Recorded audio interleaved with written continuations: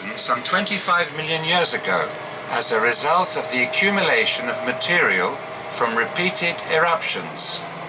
The area of Timanfaya National Park we are now visiting, within the confines of the Faya Mountains, is located in the southeast of the island and comprises but a small part of the 172 square kilometers covered by volcanic debris during the eruptions of the 18th and 19th centuries.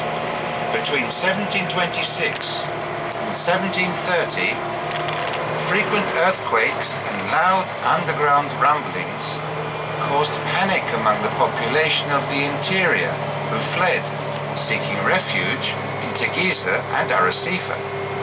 The eruption took place towards the end of the summer of 1730, on the evening of the 1st of September. The events that then occurred were recorded in the manuscripts of an exceptional witness, the priest of Yaitse, Don Andres Lorenzo Corbello, who wrote, "Between 9 and 10 o'clock in the evening, the earth suddenly opened near Timanfaya, 2 leagues from Yaitse. During the first night, an enormous mountain arose out of the heart of the earth. The flames, which came out of its apex, went on burning for 19 days. This signaled the beginning of the most important period of volcanic activity in the history of the Canary Islands. It lasted for 6 years, with phases of varying intensity, during which streams of molten lava registering 800 degrees centigrade and enormous showers of ashes destroyed every last vestige of life."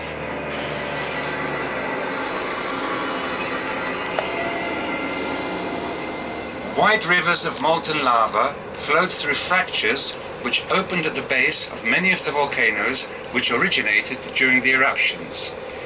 The Virgin's Mantle is the most emblematic ornito, or small oven, in the Faya Mountains. These structures form when the accumulation of gases in the tunnel interiors through which the lava flows is such that they fracture the roof, causing the emission of incandescent materials and gases under great pressure.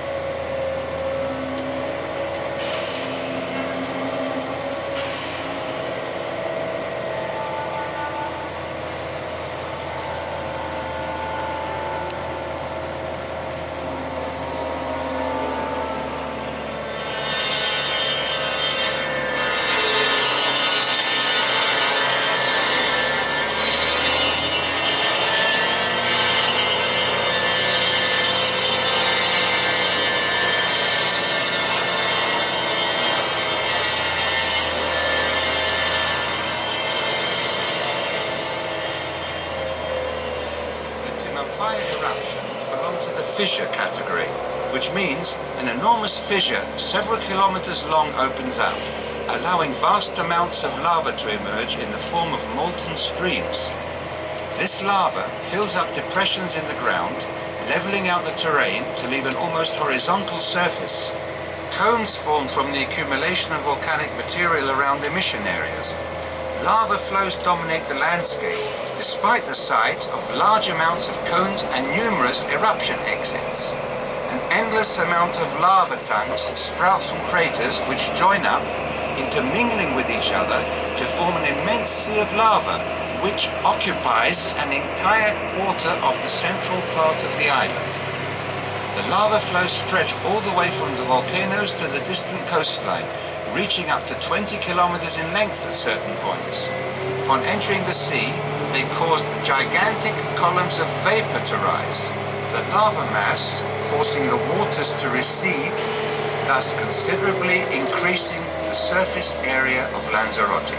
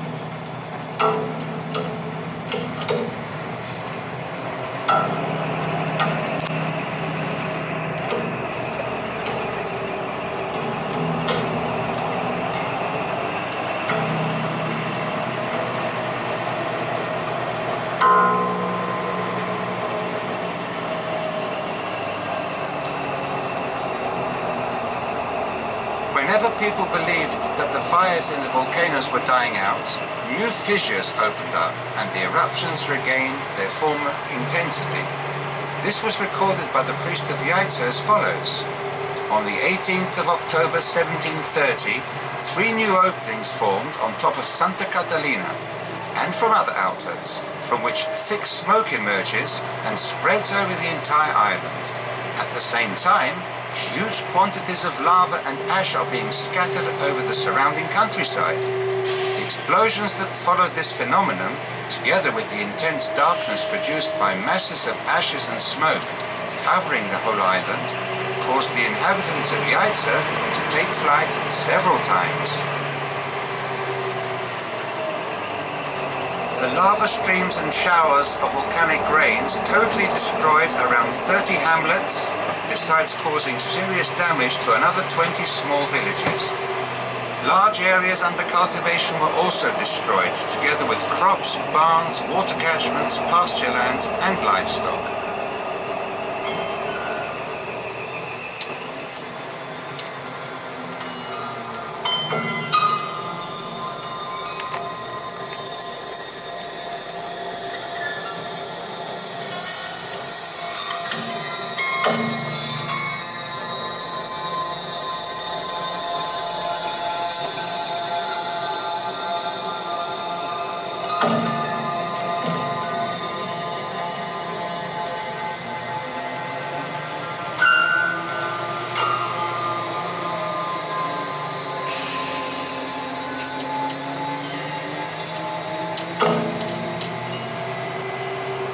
The inhabitants of the affected area were gradually losing hope until they finally left, moving to other parts of the island or even further afield.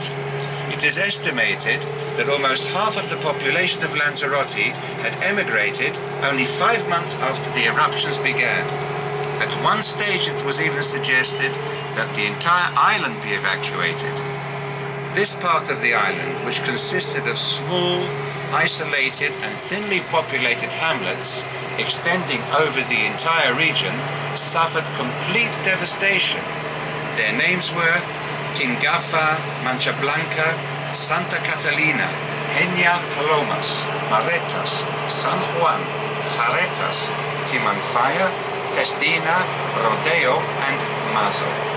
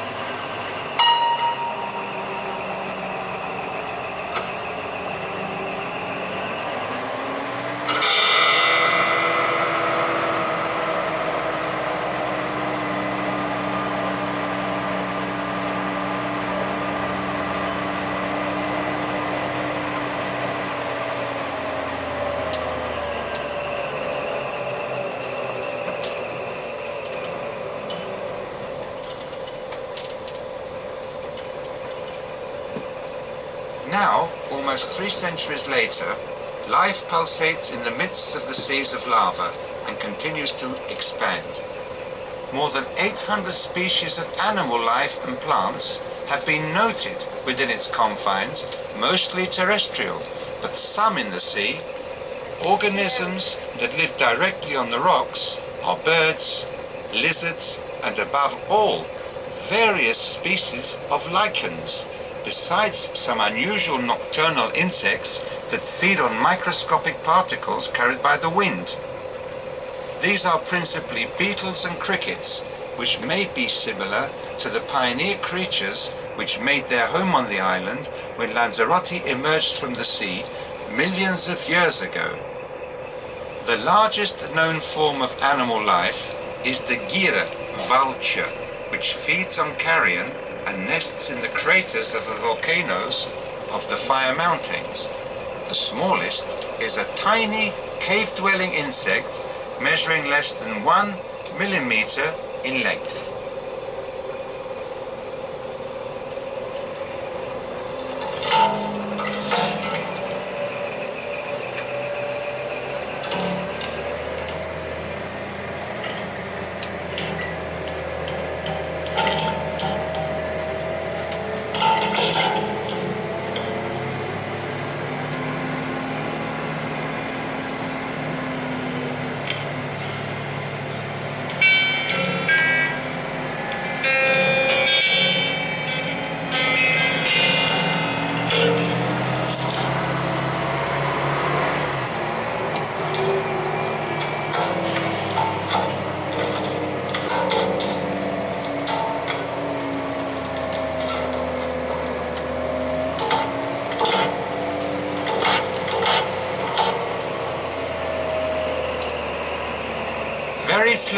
lava flows poured from the cones of the volcanoes, which spread out till reaching the coast.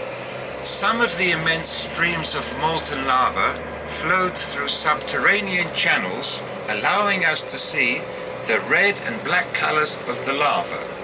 Petrified stalactites and stalagmites stand as mute witnesses to the burning flows of lava.